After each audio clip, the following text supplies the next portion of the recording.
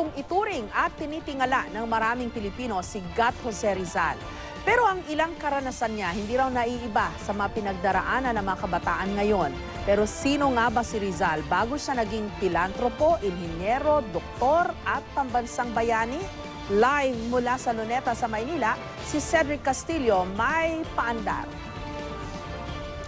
Yes, Jessica, dito sa sulok na ito ng Luneta kung saan huling tumapak at namatay si Dr. Jose Rizal ay hindi lamang larger than life, 10-footer pa yata itong rebulto na ginawa sa pangalan ni Dr. Jose Rizal. At mula pa pagkabata ay alam na natin kung gaano kahalaga na tularan yung kanyang mga ginawa, hindi lamang bilang isang mamamayan kundi parang bilang bayani na rin. Pero makakatulong daw dito kung iisipin natin na si Rizal ay katulad natin na pangkaraniwang tao lamang. Gaano man tumatak sa ating kamalayan ang pangalang Dr. Jose Rizal, para sa iba, mahirap kung hindi man imposibleng maarok kung ano man ang kanyang nakamtan. Super extraordinary kasi hindi na kayang gawin ng normal na tao yung nagawa niya. Pipilitin, kaya po, pero ayaw. okay na po tayo sa kung ano meron tayo. Parang mahirap na siyang pantayan kasi mahirap magpaka-martyr. Si Rizal na henyo, Rizal na pilantropo, inhinyero, pintor, doktor na may oras pang maging lover boy. Si Rizal na kulang na lang yata ay maging superhero. Sa tingin mo ba si Rizal ay bagay sa panahon natin ngayon? Hindi. Siguro mahirapan siya mag-adjust kasi aral ng aral lang nasa isip ko sa kanya. Hindi ko serious person. Kung nasa generation natin? Apo. Hindi siya masyadong palalabas? Hindi. Maaaring pampelikula na nga lang sa kasalukuyan ang panahon kung saan nataong isinalpak ang isang Jose Rizal. May mga praile, may revolusyon, may firing squad. Pero ang Pepe na literal na inilagay natin sa pedestal, hindi raw naiiba sa mga bagets anumang henerasyon. Nung bata siya, nakipagsuntukan din siya. Siguro kahit din mismo siya, ayaw niya rin ma-describe na kakaiba siya eh. Dahil nung panahon na yon, lahat sila kakaiba.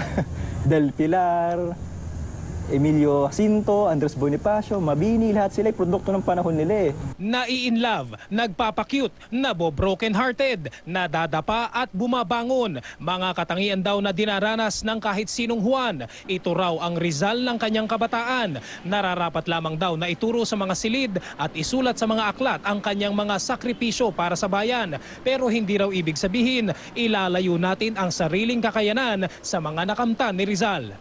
Masyado lang kasi nating na-float si Rizal bilang dakilang Pilipino. At si Rizal din naman sinasabi niya eh, hindi lang naman ako ang ganito. Kailangan i-envelope siya, balutin natin siya as isang Pilipinong untouchable, isang Pilipinong nasa monumento na unreachable.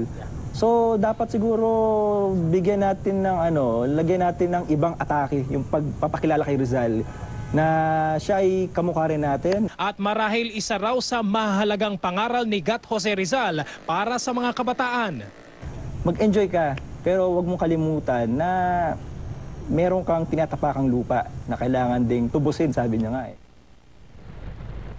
Jessica, para daw dun sa mga nag-iisip na yung panahon nila Rizal ay extraordinary times daw. Wala raw itong pinagkaiba sa panahon natin ngayon na hindi naman daw lahat ng mga Pilipino ay may pakialam sa estado ng ating bayan. Ibig sabihin daw ay kailangan lang o dapat daw nating ipagpatuloy kung ano man yung kanilang nasimulan. Jessica? Alam mo, Cedric, nandun na ako eh. Magandang isipin na si Rizal katulad din ng marami o karaniwan sa atin. Kaya lang ibang klase talaga siya. Diba? Napakarami niyang expertise, parang pantay yung kanyang left at right brain. Mantakin mo, doktor, pero artist, scientist, pero author, writer, at marami pa siyang ibang kakayahan. Sayang nga lang kung nung araw sana may technology, no? Maganda sanang pag-aralan ng mga bihasa, yung kanyang utak. Diba? Tama yan, Jessica, hindi naman daw talaga maki-question na may pagkahenyo itong si Jose Rizal. Pero ang sinasabi kanina nung researcher na nakausap natin, hindi rin daw dapat tanggalin yung fact na masipag itong si Jose Rizal. At ito yung isang bagay na hindi naman basta-basta mo ma-achieve. Kailangan din mag-invest ka nung oras mo. Bagay daw na kahit dito sa panahon natin ngayon ay kayang-kayang ma-achieve kahit ng bagong henerasyon, Jessica. Kung sa bagay, pero maganda itong kahit 153rd birthday na niya, may mga celebration pa rin, para yung mga kabataan ngayon ay makilala siya.